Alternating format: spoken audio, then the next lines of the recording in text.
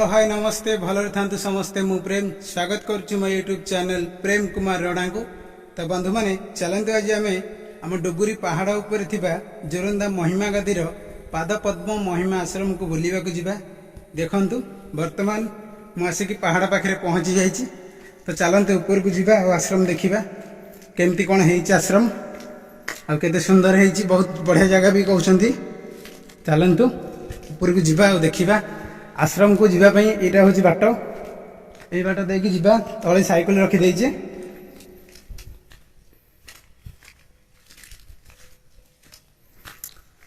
टिके पत्थर जगह ए बाट रास्ता टिके तो देखि चाहि जीवा को पड़िबो।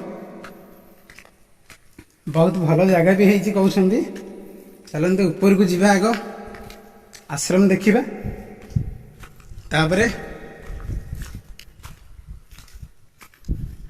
ये गोटे मेला हुए केवल रज संक्रांति से मेलाटी हुए। रज संक्रांति के आगु आम ये आसू बुलवा को।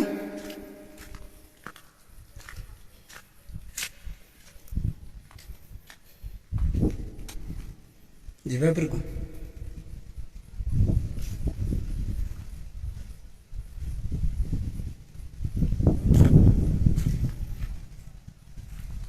सेपटे जीवा।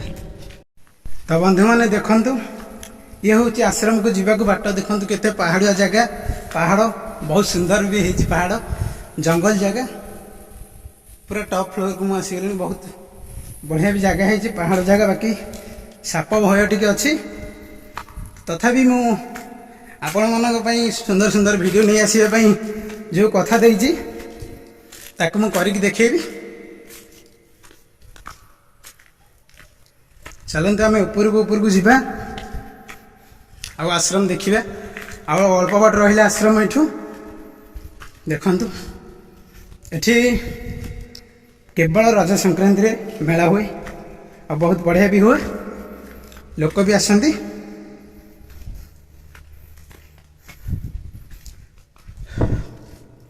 दही से बाहर पड़ानी बुले बुले ऊपर को आसला बेलू दही से बाहर पड़ुची किंतु आमे ऊपर को जीवा।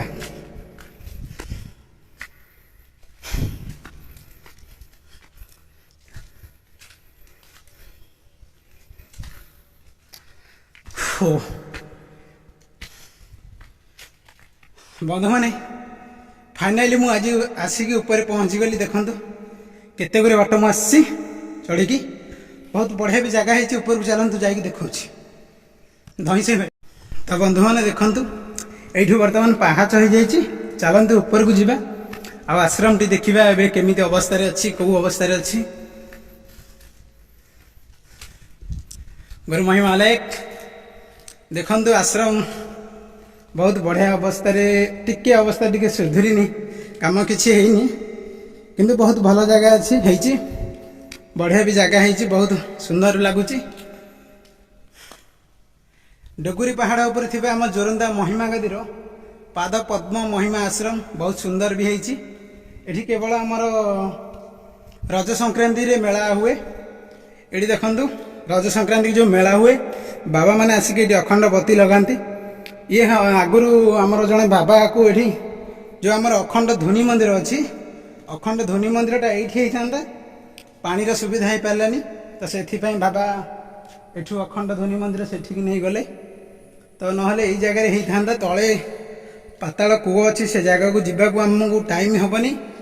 देखंतु सुंदर केते सुंदर लागुची बढ़िया जगह भी हेइची। पहाड़ रो ऊपर मु टॉप फ्लोर जगह रे पहुंच जाइची।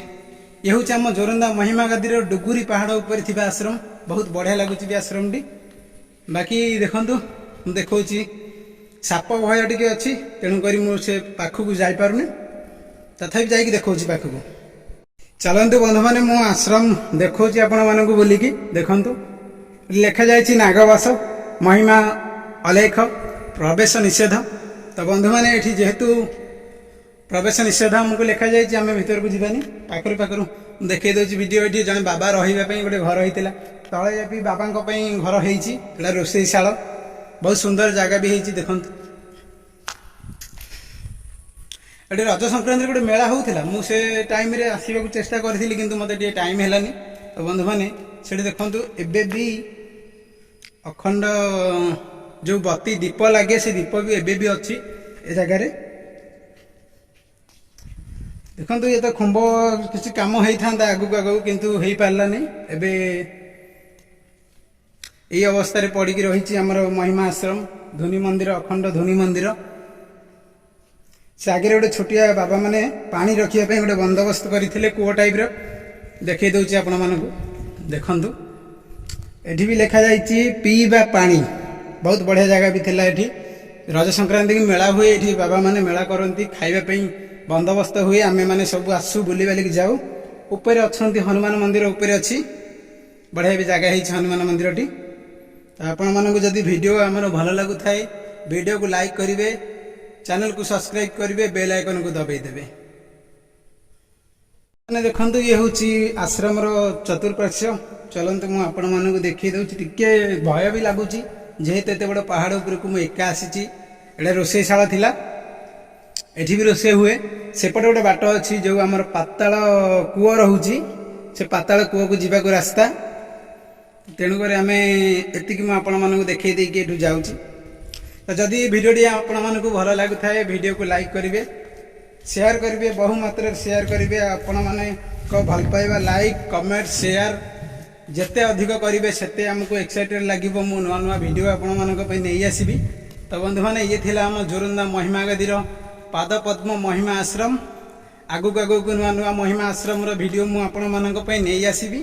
ଖାଲି ଆପଣମାନଙ୍କ ଭଲ ପାଇବା ଓ ଆଶୀର୍ବାଦ ଏମିତି ରହିଲେ ମୁଁ ଆପଣମାନଙ୍କ ପାଇଁ ନୂଆ ନୂଆ ଭିଡ଼ିଓ, ନୂଆ ନୂଆ ମହିମା ଆଶ୍ରମର ଭିଡ଼ିଓ ନେଇ ଆସିବି ଖୁବ୍ ଶୀଘ୍ର। ଗୁରୁ ମହିମା ଅଲେଖ ମଠର ଯେଉଁ ମହିମାଗାଦି ଆଶ୍ରମ, ଚାଲନ୍ତୁ ମୁଁ ତାକୁ ଦେଖେଇ ଦେଇକି ଭିଜିଟ୍ କରିଦେଇକି ଟିକେ ଆସିବା।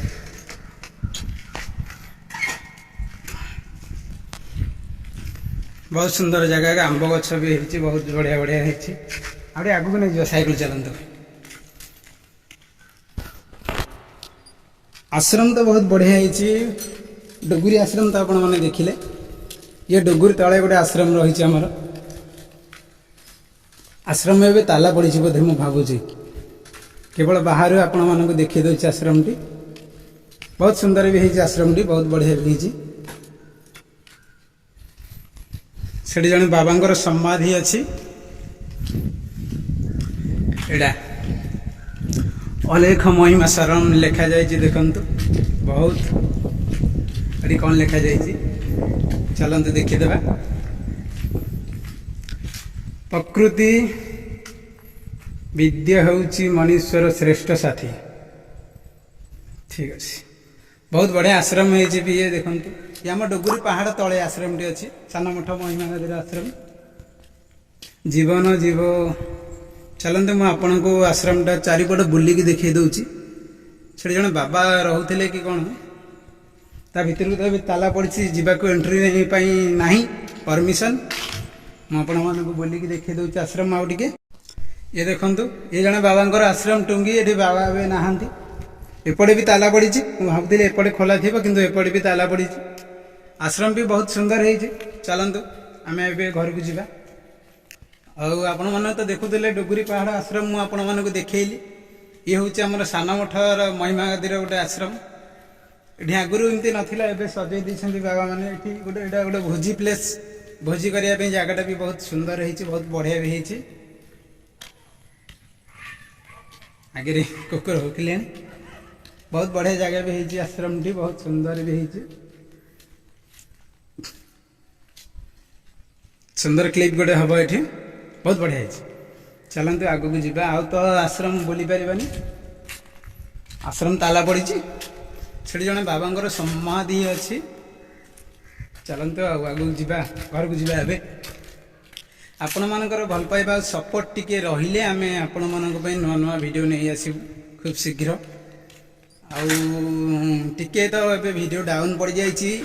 ଦୁଇଟା କପିରାଇଟ୍ ଷ୍ଟ୍ରାଇକ୍ ଯେହେତୁ ଆସିଗଲା ଆମ ଭିଡ଼ିଓରେ, ସେଥିପାଇଁ ଭିଡ଼ିଓ ଟିକେ ଡାଉନ୍ ପଡ଼ିଯାଇଛି। ତ ସେଥିପାଇଁ ଟିକେ ମନ ଦୁଃଖ ଅଛି, ଭିଡ଼ିଓ ଆସିପାରି ନାହିଁ। ଖୁବ୍ ଶୀଘ୍ର ଏଇ ଭିଡ଼ିଓ ଆସିବ, ନୂଆ ନୂଆ ଭିଡ଼ିଓ ଆସିବ ଆପଣମାନଙ୍କ ପାଇଁ। ଏତିକିରେ ରହିଲେ, ଦେଖା ହେବା ଆଗାମୀ ଭିଡ଼ିଓରେ।